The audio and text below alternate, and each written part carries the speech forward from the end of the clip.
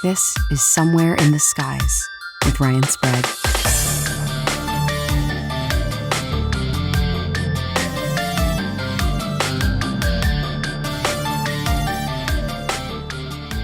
All right, it looks like we are live. Welcome, everyone, to another episode of Somewhere in the Skies Live. I am your host, Ryan Sprague, and today we're going to be talking about something that probably a lot of you are familiar with, but if you're not, we will try to catch you up to speed. It is the 25th anniversary of the Alien Autopsy film, and I've got a funny story about my first time seeing it. I know my guest will today, so without further ado, I'm going to bring him in. You know him best from Rogue Planet and the Unknown podcast. My buddy, my colleague, Jason McClellan. How you doing, man? Hey. I'm wonderful, Welcome. Ryan. How are you? I'm good, man. I'm good. I reached out to you, what was it, yesterday, about doing this? Yesterday, So, yeah. That's just like me, right? To give you so much time to prepare. Yeah. That's how it goes. That's how it That goes. I know. No worries, I guess man. We roll with it. We do, and we make it work. Speaking of making it work, for those of you watching on Facebook, I literally just pushed send on this. Let's see if it goes. Yes, if you're on Facebook and you want your comments to be seen today, click that link that I just put on the Facebook feed, and it gives us access to your comments, so we can put it right up on the screen here. If you're watching on YouTube, you know it's right there on the right-hand side. Put your comments there. Hopefully we'll see them. I see them pouring in already. So this is going to be fun. But before we talk about the main part of this, Jason, the Alien Autopsy, I got to talk to you about your latest episode of the Unknown podcast. I listened to it last night. And look, it's something that a lot of us don't think about, and was a huge hypothetical some 20, 30 years ago, but it's becoming a reality. So I want to get it from you. You wrote a huge expose or article on this for Open Minds magazine in the past, but it's space law. So tell us a little about this most recent episode. Yeah, so space law is something that's fascinated me for a long time because I'm a space geek, and you know, space is really the Wild West. And you think about all of these, private companies in this modern space race we're in, where private companies want to go into space and set up bases and mine asteroids and the moon and other celestial bodies for resources. And, really what we know on Earth, there's all sorts of regulations regarding business activities. So talk about going into space. Who owns space? Who owns the moon? Who owns asteroids? So these are all fun questions. And existing space law, the way it exists right now, it was formulated back in the 60s, back during the original space race. And back then, space was, it was thought of as this science fiction type thing. Like, yeah, we were going into space, but a lot of the things being contemplated were thought of as these far off things that were never going to happen, or were going to happen far in the future. So we don't need to worry about them now. So, there's a lot of ambiguities when it comes to space law, to laws in space. And we're also dealing with a lot of different countries, right? I mean, we have enough issues getting people here on Earth to follow, shared laws. And when it comes to space, how do we get all countries on board to follow the same laws when it comes to space? And that's proving to be a problem, right? Because now we do have companies like getting really close to mining asteroids for resources. And the current space law, all space law, is primarily based off the Outer Space Treaty, which was created in 1967. And, not every country signed on to this treaty. Not every country adheres to this treaty.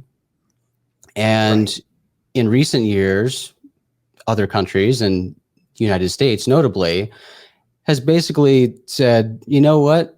We see your treaty. That's all fine and good, but we're entitled Americans and we don't recognize your treaty.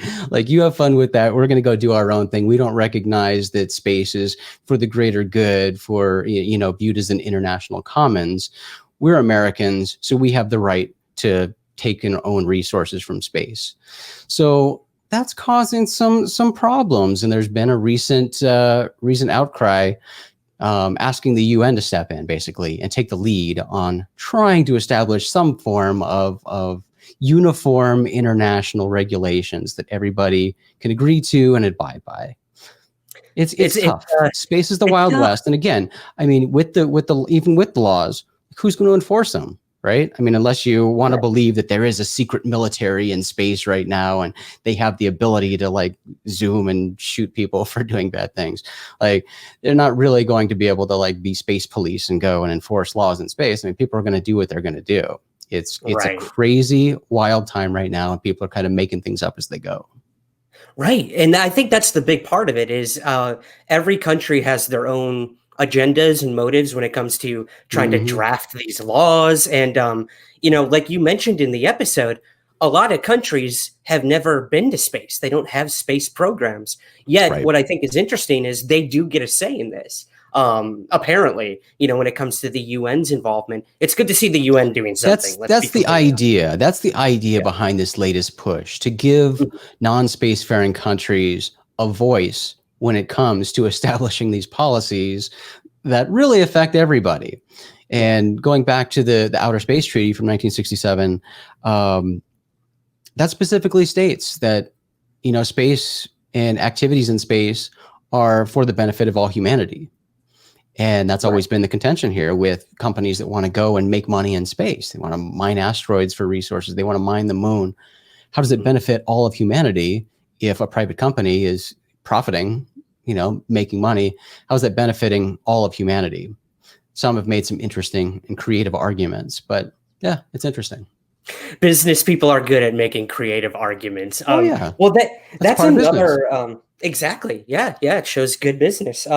The other there's two other things I found really interesting in both the article you wrote and this episode of Unknown.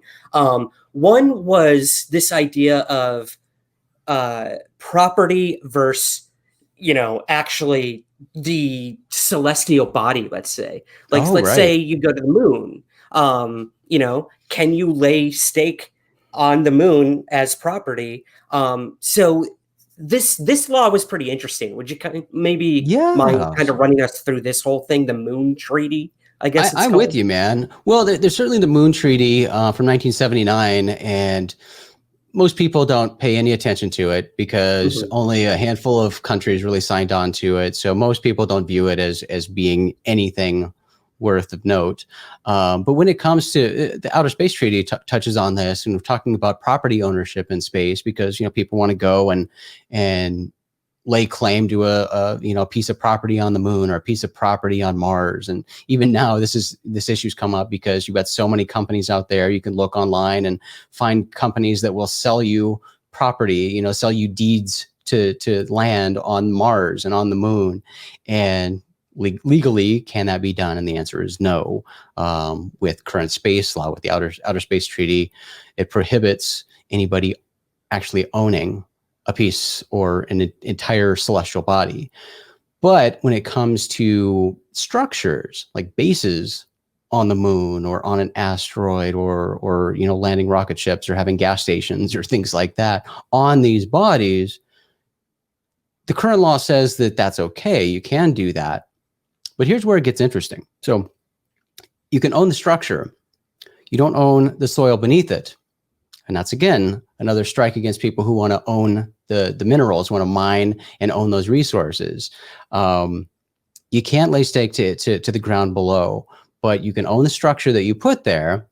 But all structures, all like moon buggies, any transportation devices, whatever you have there has to be open and available for any astronaut. So you spend the money and build this, colony or settlement or whatever you want to put up there.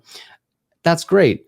But then you have somebody from another country come knocking on the door. You've got to open it up and let them stay there if they want. It's really weird and makes it very complicated from a business standpoint, right? I mean, if you're trying to operate a hotel or something where you're charging people on Earth to, hundreds of thousands of dollars to come up there and stay in your space hotel. But then an astronaut from another country just come up and you're obligated to let them stay there for free. So kind of interesting. Yeah. Again, it's just we're stumbling along as we continue to stumble is a good word. Yep. explore the stars. And yeah, the Wild West, I think, is the best way we could possibly put this. And everybody's just interpreting these things the way they want, and the way that fits their individual motives. So. Yeah. Well, what I thought was really interesting too is you referenced several books. So there've actually been several books written about this already, which we've had these things going on since like the 60s, 70s. But the fact that like there've been full books and attorneys who've looked at this, interesting. Looks like I space lost you for a laws are minute. very, there you are. Yep. We glitched for a little bit, but Okay, we're back. But space law is a very specialized area. There are people who specialize in this field. And in fact, NASA is currently hiring for a space law attorney, interestingly. But I think back when I first started looking into space law, it was when I was doing research for the article I was writing for Open Minds at the time. And that's when I really loaded up on my space law books. So I added to my library with some good space law books. But that was a long time ago, and there's certainly many more by now. And I also did some additional research. I think I even wrote about this when I was with To the Stars. So space law has been, again, it's just something that I find incredibly fascinating. It's developing. It's a budding thing, even though it's been around since the 60s. But we're just now seeing people think about this as a serious thing, that because of the current space race and all of the commercial space activities happening right now, this is something that needs to be revisited and revised to, have some working legal framework that actually works. Right. And here's the thing. Let's say it's implemented. We're all on the same page here on Earth about space law. But then, there's that curveball that could be there. And that's the possibility of extraterrestrials. So again, I want people to go listen to the episode because you get deep into all this. But let's talk a little about, where does ET play into all this? It's one thing for us to create space law on our planet and colonizing and property and drilling, but then like, boom, what if we get to a planet, let's say Mars, and it's already inhabited? Does our space law even count anymore when it comes to another civilization? Yeah. What do you think about all that, Jason? Yeah, see, these are all big issues that a lot of people spend time thinking about, and things that need to be addressed. But just like we see here on Earth with issues of jurisdiction and extradition, it's a mess. And I mean, bring other planets into it, other worlds, other civilizations. It would be a nightmare. Yeah, if we're on Mars and we lay stake to some area on Mars, or try to establish a colony or a settlement, and there's some native Martians there, they come and say, "Hey, you put this stuff on my land. Sorry, it's mine." What are you going to do? Can you take them to court in the United States if it's a United States company? Why would Martians even blink an eye at United States law from some civilization on Earth? It's just a complete mess. And I'm glad the UN is involved, because it does need to be an international effort here on our planet when it comes to thinking about these issues and establishing these laws, because it is any sort of intergalactic legal issues that arise are going to affect the entire planet, all of humanity. So it needs to be a unified effort, because we're then on a global scale, a planetary scale when it comes to the laws and the issues. And then, we can't even fathom some of the issues that we'd face. Our laws are written to deal with humans, with people, and we're dealing with issues related to that now here on this planet, where, trying to get some of those laws that specifically only apply to people to apply to animals as well. So then thinking extraterrestrial, it gets wild. And I love reading some of the stuff that even goes down that route, but it's all just thought at this point. Yeah, until it becomes real, right? Yeah. I think it's This super isn't too far interesting. off. Right. Exactly. Look at how rapidly we're moving. It's insane. Gary Voorhees is in the chat. He was one of the gentlemen that was first to witness the Tic Tac UFO event. So, he has a lot to sort of to suggest with all this. And he says Space Force. I mean, I remember talking to an Air Force guy recently, and I asked him, hey, why is the Air Force not really getting involved with all this UFO stuff? The Navy is, the Army is. And he told me flat out, we are. We created an entire new branch of the military to deal with this. So now you've got the idea of space law, but then militarizing space too. I mean, did you watch the Netflix series that came out? I didn't. I had high hopes for it, but I was turned off because of all the negative comments about it. But I liked it. I watched the whole thing. It was cheesy at first, but it actually got pretty deep and interesting. And it did show you kind of like, all right, new branch of the military. How do we make ourselves known? How do we make ourselves important enough to get the military budget we need as the new Air Force / Space Force? So I thought that was pretty interesting. You know, they were training for battles on the moon, or you know, what would happen if we got there and China already had something there that we didn't know about, and how do you deal with these sort of things? So, you know, for as much as it might have been cheesy and a comedy, I thought they brought up some really interesting stuff that maybe will come true someday. I don't know. yeah, we'll see. Yeah, we'll see. I'm hopeful. I am too.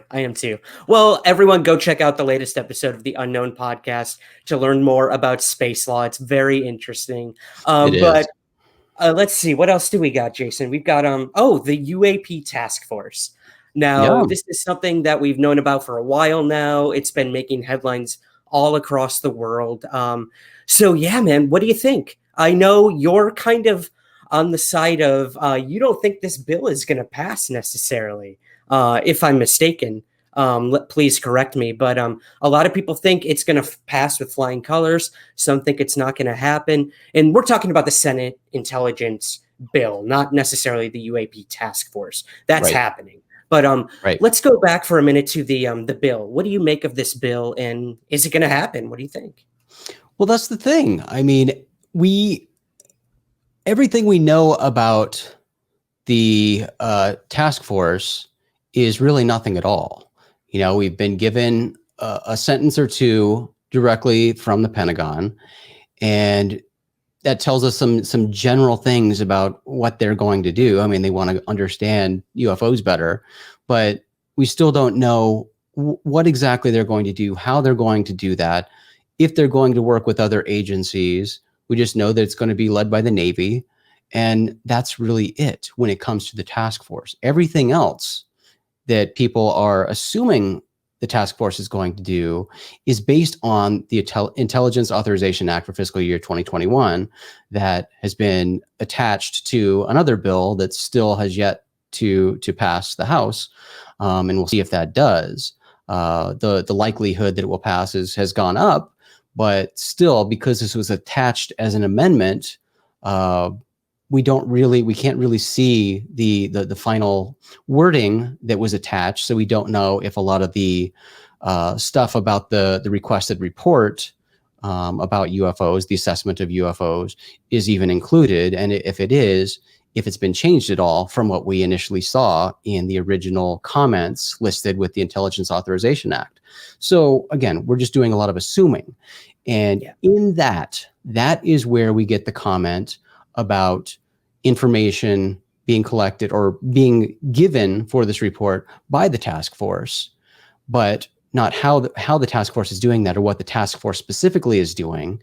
And people keep talking about the task force as this big thing that's going to be this open government giving all the information to the public.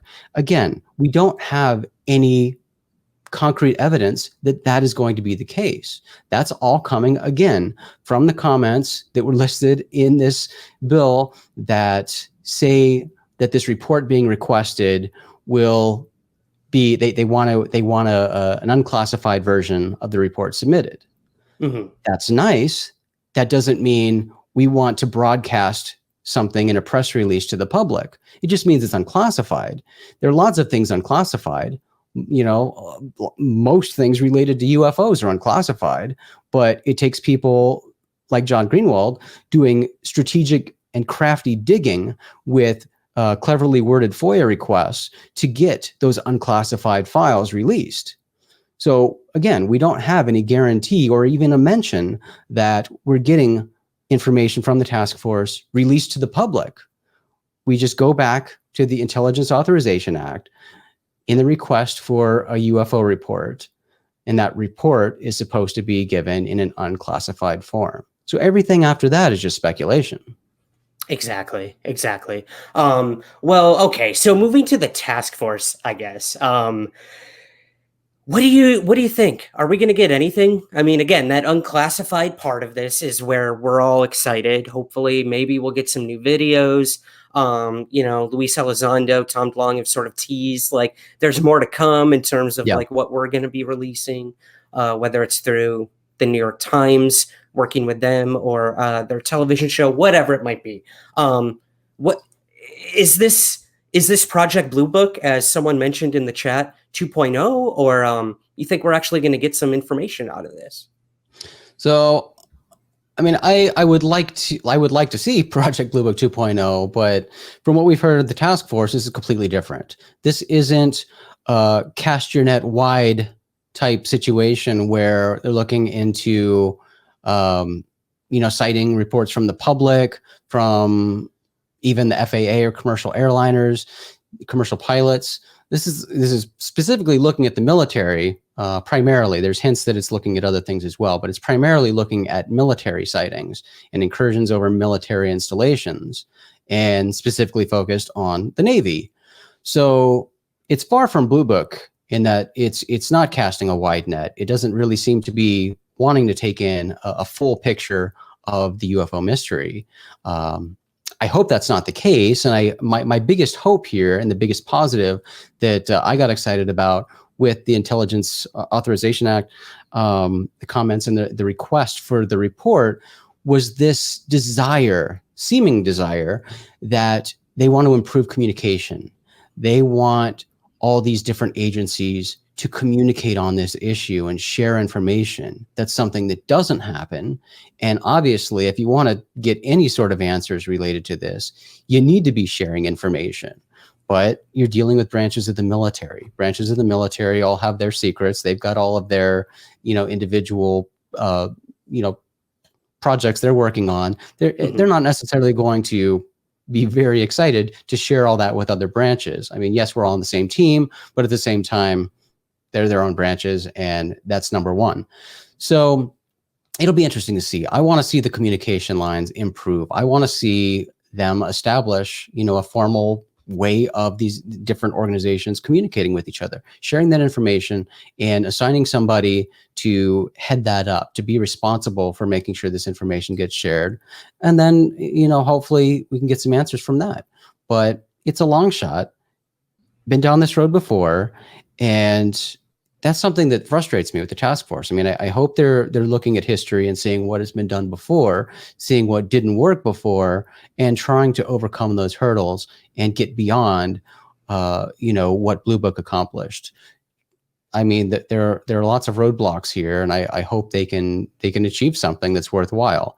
But as you know, Ryan, I always say I support people doing all the things all the time. So good on them. Of transparency too. I mean, this is an opportunity for the public to trust our government again when it comes to this topic. So I'm hoping that we can build that relationship again. I think that's what people like Luis Elizondo are trying to do, is like show the public that you can trust the government, you can trust the military. Completely, never going to happen, but it's a start. And I think the other really good thing you brought up is this idea of the intelligence agencies kind of coming together and figuring this out together rather than stovepiping and having different agendas in terms of what they're going to do with this information or how it can be implemented into certain branches of the military or stuff like that. So, if anything, hopefully this will build a trust between us and a government who a lot of people think have lied to them for 70 plus years on the UFO topic. So, we'll see what happens. We'll see, but it is interesting, the push to change the narrative, change the mindset when it comes to military and UFOs. Yet some of the people leading that charge are saying, look, the military screwed all this up. The military is hiding all this information. Military what didn't work, when it came to this effort. So we left the Yeah. military. Yeah, military is good. Let's get back and have the military facilitate all of this. Yeah. I love this by Audrey. She says, perhaps the release of new information will come in the form of the new animated X-Files comedy. Oh, So for Audrey. those of you who don't know, Jason was the first to actually pick this up and put it out to the Twitter sphere from what I saw. Fox is possibly developing an animated X-Files show. Jason, Yep. What do you think, man? Are you going to watch it? What can we expect from this? I know it's super early. Well, if it does come to fruition, of course I'll watch it. How many episodes? That's to be seen. Yeah. But going into it, again, with anything UFOs, you have to know what you're going into from the start. And if it's not something, knowing what going into it, if it's not something that would ordinarily appeal to you, don't bother with it. You're just going to be frustrated. But I think if you've been in the UFO field long enough, and I don't know, you just learn to not take yourself too seriously, first of all. Number two, don't take the subject of UFOs too seriously. Yes, it's a serious issue, but you got to be able to laugh at it too and have some fun. I mean, this is not only our serious passion, but it's also our entertainment. It's a subject that we're passionate about. It's a subject we like. So I like it in entertainment form as well. Now, when it comes to the X-Files animated show, it sounds like it could be really bad, because this is the way they build it is these are like flunky agents who take the cases that like even Mulder won't take. So it sounds like it's going to be really bad, but I like the X-Files. I like UFOs. I like paranormal stuff. So I'll give it a chance. I need some mindless humor these days. We all do. And if the Simpsons episode, what is it? Horror Nights or whatever they do. Treehouse of Horror. Treehouse of Horror. Mm-hmm. Their X-Files episode was freaking awesome. So if it's anything like that, I'm totally gonna watch. Gary Voorhees says the what was it? The reboot of the X-Files was horrible, so he doesn't have much faith in whatever comes next. I'd have to agree with Gary on that one, unfortunately. But I guess moving on to the main event of the day, what we're here to really talk about. Man, we've been going for almost 28 minutes now, and we haven't even touched on it. So let's do it. Well, we'll have to wait till next time. Yeah, to be continued. Bye, guys. We're going to be talking about the Alien Autopsy. Let's see if this works. Oh, there we go. I see it. Good job, Ryan. Awesome. Technology. I'm trying to get better at it. These images probably bring back nightmares to a lot of you like it did me. This is from the Alien Autopsy film, originally aired on Fox in 1995. With host Jonathan Frakes, I believe it was, from Star Trek. Yeah. Dude, I don't remember. So 95, I was 12 at the time, and I had just had my UFO sighting like months prior to this thing coming out. So I was still very new. Dang. I know. And I was terrified, man, when I first saw it. I remember sitting down with my parents, talking to my dad about like UFOs, and we have to watch this thing tonight. And we started watching it in like 20 minutes in. I was like too scared to keep watching it. Yeah, dude, so definitely. It's like when JFK was shot and we learned the news. I have to ask Jason, where were you when the Alien Autopsy first came into your personal zeitgeist, I guess? So I was in high school, but I remember it was big news. It really was. I mean, it made this random splash, and I remember seeing them teasing it in the periodic teases for the like 9 o'clock news or whatever. They talk about how they were going to be talking about the Alien Autopsy coming up on the 9 o'clock news. And there were commercials leading up to it. I don't remember how far in advance, but I remember seeing it. I was like, oh, what the hell is this? Alien Autopsy? Are you kidding? And it was being presented as this big event that was taking place, and it was real. And people were very serious about it. yeah, I thought, I don't know, I was 15, so I guess I didn't think I was drunk, but it was weird. It was like an alternate reality. I was like, what's going on? But yeah, I just remember how big of a deal the media was making it. Yeah, yeah. And I mean, I guess we should kind of dive into the whole story behind this Sure. because there's a lot to it. It's a Yeah. little convoluted, but Yep. I should also mention, I think I mentioned this on my last stream. I recorded this Fox special off of our VCR back in those days when you could do that. Nice. And I brought it into school eventually. What? And yeah, I brought it into school, and it was that time of the year where like the teachers were checked out.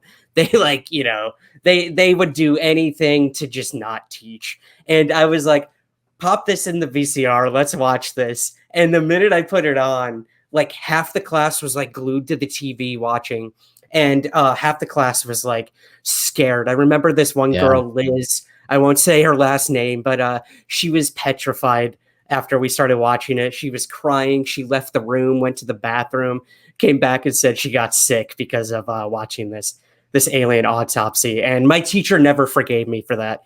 I didn't forewarn her on what it was. And but hey, she let us watch the entire thing, so that's her fault.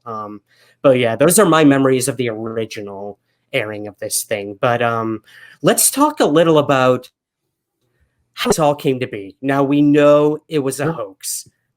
We know that this was made. That I lost you again. There you are. He's back. We know that this was made in England. So what do you know about the timeline of all this, Jason? I've got kind of the bullet points here, but Ray Santilli, let's start there with this dude. Yeah, so Ray was a London businessman, and he claims that he stumbled across a U.S. military cameraman in 1992, and he was in Cleveland, Ohio, and he was looking for like archive footage of Elvis and other rock and roll stars, I guess. And that's when he found this cameraman. And he claims that the film that he got from this guy showed the autopsy of a dead alien recovered from the crash in Roswell, New Mexico in 1947. So he contacted this guy named Spiros, and Spiros was a filmmaker, and Ray wanted to make a documentary about this footage of a real autopsy of an alien. And Spiros wasn't having it at first because he claims that when he went to meet with Ray Santilli, Ray showed him the footage, and Spiros was like, "Are you kidding me?" Because again, Ray was presenting this as it being this real film and everything, and Ray's all, this was obviously shot on video, and it just like caught Ray off guard that Spiros could tell this right away, and he's all, well, "Shit, the jig is up." So like Spiros left and thought it was done, but he talked to his friend John Humphreys, who's a sculptor, really talented sculptor, and they decided that doing this might open doors for them. They had ambitions of like working for Hollywood movies and stuff like that. They thought this would get great exposure, so they decided to do it. So they did, and really, Spiros is the one who did almost everything for this film. He designed and directed the film. He was the cameraman on it. His girlfriend did most of the research for the film, and there was a lot of research that went into this film, making sure that everything you see in the film is period correct. From the clock to the telephone to the instruments that the doctors use to the procedures that the doctors are doing. A lot of research went into it, and apparently that was Spiros' girlfriend who did that. She also played the role of the nurse in the film, and the set was built in her apartment or in her house in London. It was being renovated, and they had like an empty floor, so they built a set right in her house. So they put this thing together, and John Humphreys created the alien. He molded it from his 10-year-old son, and this thing came together. They made their film, and came out in 95. 95. And I think let's put this thing into numbers. Now, besides the Zapruder film and the Patterson Gimlin Bigfoot, this is probably in the top 3 video hoaxes. I mean, they're not hoaxes. The JFK assassination was not a hoax. It might have been a conspiracy. And same with Gimlin. We don't know. But in terms of controversial videos out to the public, this is like one of the top 3. Over 2 billion people have watched this footage. We've watched it 3 times already, just in this stream. But your history is great on this, Jason. You know, the guy who made the Alien, Spiros, the filmmaker. He is an interesting guy, and I've been listening to a lot of interviews with him lately. This guy is a magician, like a professional magician, and he used a lot of those techniques in making this film. You know, you look over here while we do this, or your mind is thinking this. And you mentioned the research, and I thought that was one of the most fascinating parts of all of this. The way they created the alien is they created an entire backstory to this alien, where it came from, why it had 6 toes and 6 fingers. And I think it's amazing that they went to these lengths to try to fool the public. And that was their goal, was to see if people would believe this. So I thought that was really interesting too, the amount of research that went into this dead alien that we're seeing getting cut up. So they actually made 2 films too. There were two Alien Autopsies. Let's talk about that. Yeah. Would you mind covering that a little? Sure. So I mean, after they shot the first one, Spiros' girlfriend apparently noticed a couple mistakes in some of the medical procedures that they were doing, so wanted it to be redone. So they made a second Alien, and in the second Alien, the foam latex used to fill the dummy didn't work right. It developed an air bubble and left this hollow space in the leg. And so in the second one, that's why you have this leg injury. And they just like filled that with some bone and other stuff from animals, and then took a blowtorch to it and made it look like a burned area. And there you have a leg injury. So that was in the second one, not the first one. So the second one is the one that you see. But Rodrigo asks here about, do you have any insights about the debris footage that came along with the Alien Autopsy? Now, from what I remember, this was part of the Spiros one, right? Yeah. So I think, I'm trying to remember. I think John Humphreys also designed all that stuff. Yeah, I think so too. Again, this is so convoluted, this entire story. There was, the original footage, and then there was the tent footage, and then there was this, and then the remake, and this and that. And the funny thing too is Ray Santilli, we mentioned the guy who kind of put this whole idea together to sell Alien Autopsy footage to networks and whatnot. He claimed that he got the footage from a military person who gave it to him. And he kind of stands to that to this day, that, oh yeah, I have the original footage. Yes, this is a remake, but I have the original footage. But from what I can tell is we've seen the original footage now. And that's what made Spiros say, this is a piece of shit. And this is horrible. No one's going to believe it. We have to remake this. So yeah, there's, I'm trying to like piece all this together. There's so many different versions of this film than what we saw on Fox and all across the world. Well, and Spiros wanted to, the original idea was for them, and one of the reasons Spiros got behind it, and John Humphreys as well, is that the idea was to create this original film, fool everybody, and then later release a sort of how we did it video, right, to show the world how they did it, because it is really, really, especially for the time, it was really well done to create this period piece. It's pretty remarkable what they accomplished with that tiny set and one alien, and it was kind of fun.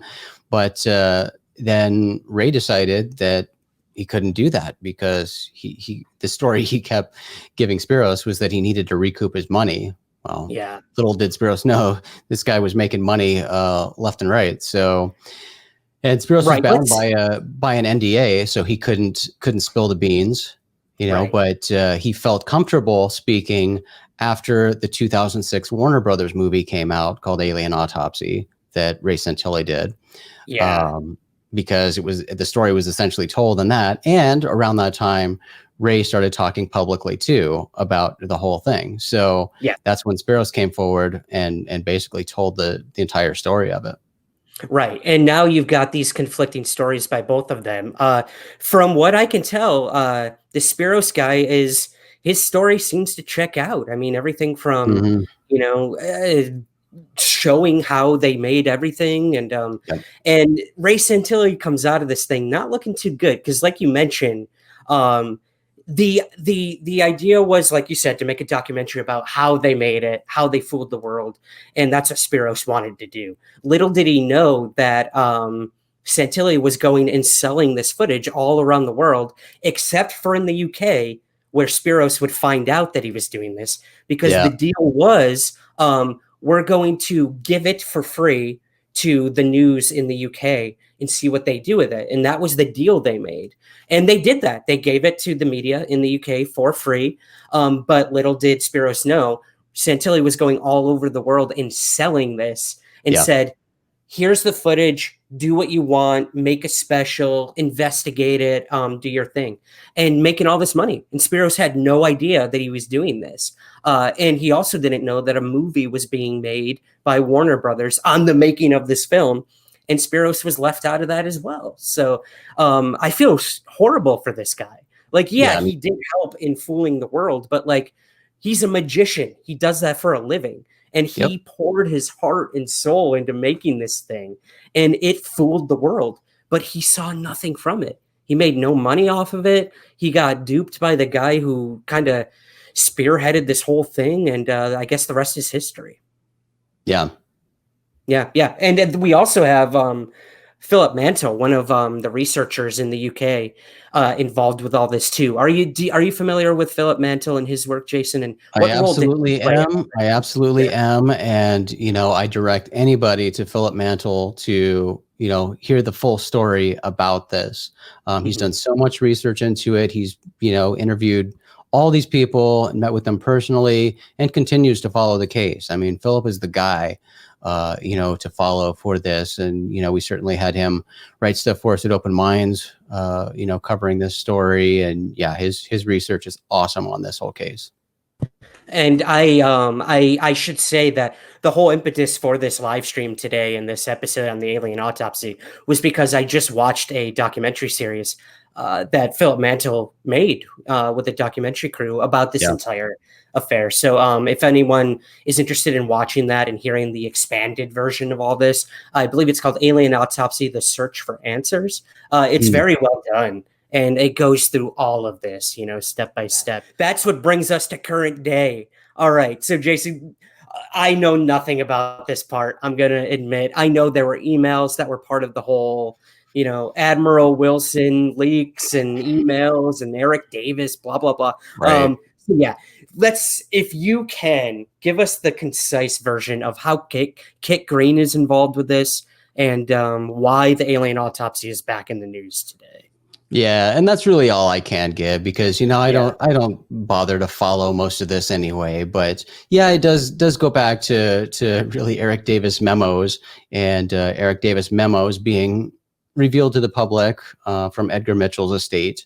And this is just another one of those.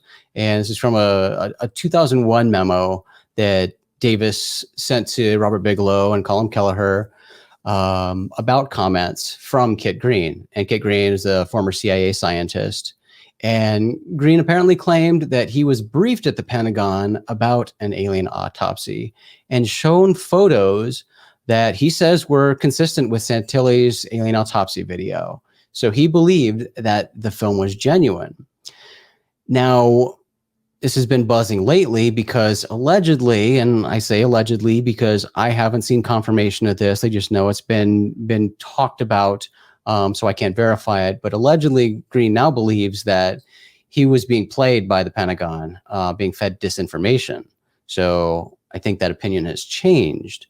So that's the word around the block. But that's why this all came into discussion, talking about this crappy alien autopsy film because of the Eric Davis memos. So yeah. And you know what, Ryan, none of this matters because it's so ridiculous. Again, because the Alien Autopsy film to me is very much like Billy Meyer photos, right? Because Billy admitted that his photos weren't real because the Men in Black switched out his film with fake reproductions. But with the Alien Autopsy film, Ray Santilli, he did essentially admit in 2006 that the film isn't real, that he claims the real film was so badly damaged that it was unusable. So they shot this recreation of what was allegedly on the film.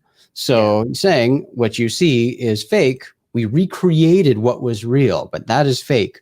So yes, the Alien Autopsy film is fake. But you know what? I'm super excited because, and this has been a long time in the making, but Spiros is still working on his tell-all book. He's gonna reveal everything, you know, down to the backstory that you were talking about, how they came up with, you know, the backstory for this ET, and every step of the process of how they did everything and how they fooled everybody. So, I mean, that's a book I'm definitely going to read. Absolutely. I think it actually releases this week, if I'm not mistaken. Does it really?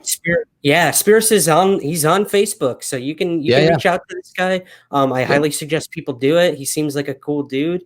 And hey, he created one of the biggest hoaxes of all time. And you know, if that doesn't give him some clout in the Magicians Alliance or what have you, then I don't know what will. Let's be honest. He's probably outdone every magician he's ever worked with.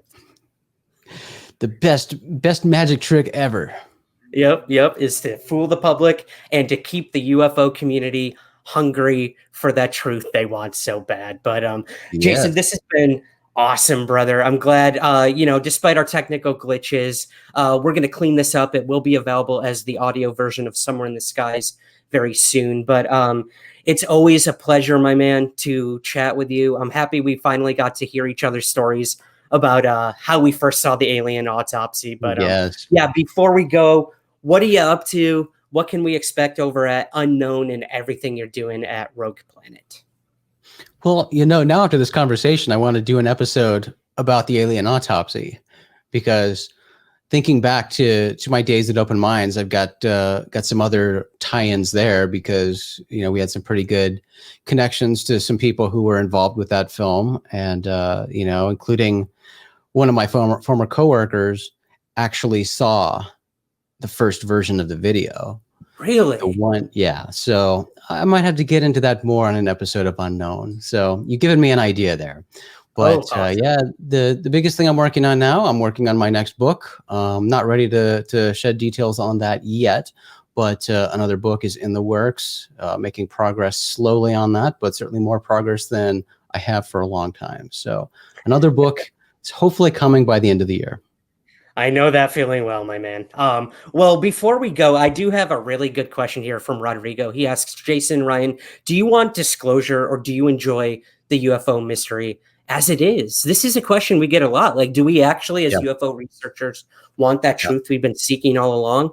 Or is it the journey that matters? So yeah, Jason, what do you think?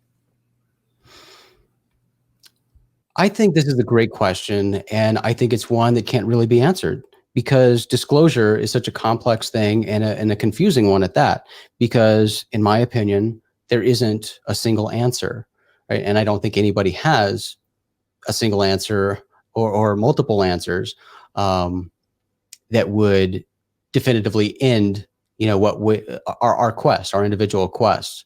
I think if the government does make some announcement and reveal some information about something they might know, or even about a specific race of extraterrestrials, a certain civilization, that doesn't end everything, you know, and in fact, that might just even signal a start of a brand new quest for us, and fuel the fire, because, you know, we know the universe is infinite, and I believe that life in the universe is also infinite. So just because we have one person or one group giving us one answer, that doesn't answer everything in the universe. And it's that quest for the unknowns in the universe that keeps us going. Absolutely. I couldn't agree more. I think the journey is way more rewarding than the destination, because I don't think we're ever going to solve the UFO mystery. There's probably a million different answers to it, and it's probably far weirder and stranger than we ever could imagine. But hey, look, we're living in an age where we're getting acknowledgement by our governments, and that's more than we've had in a really long time. They've denied it for so long. So I think it's important to find those baby steps and those small accomplishments and move forward with it. The mystery keeps Jason and I both going. The mystery of the internet has been with us all day today, but thank you everyone for your patience. I know there was a lot of glitches and whatnot, but we got to what we really wanted to. Again, I'm going to cut and splice this together and make a smooth podcast for you guys to listen to. But before we go, Jason, where can we find everything you're up to? RoguePlanet.tv. That's our home for everything strange, and on Twitter at Acentric. Perfect. And everything we can do is found at somewhereintheskies.com. Go listen to Unknown. Go learn about space law, and we'll see you guys on the other side. Jason, thank you for joining me again on Somewhere in the Skies, buddy. Thank you, brother. And thank you to everyone out there for watching. Take care. Keep looking up.